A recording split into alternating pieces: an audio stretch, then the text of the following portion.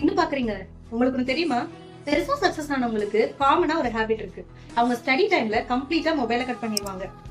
ஆனா நம்ம ஒரே ஒரு நோட்டிபிகேஷன் ஆனா மைண்ட் ஃபுல்லா பிரேக். 2 மினிட்ஸ் செக் பண்ணலாம்னு போயிட்டு 20 மினிட்ஸ் வேஸ்ட் பண்ணிடுறோம் without even realising.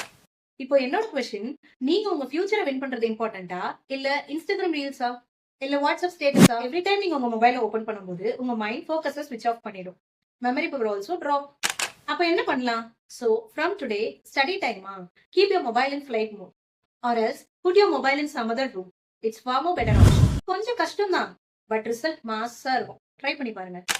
Just 7 days உங்க லைஃப்ல டிஃபரன்ஸ் கண்டிப்பா தெரியும். ஸ்டடி டைம்ல மொபைல் யூஸ் பண்றீங்களா? Be genuine.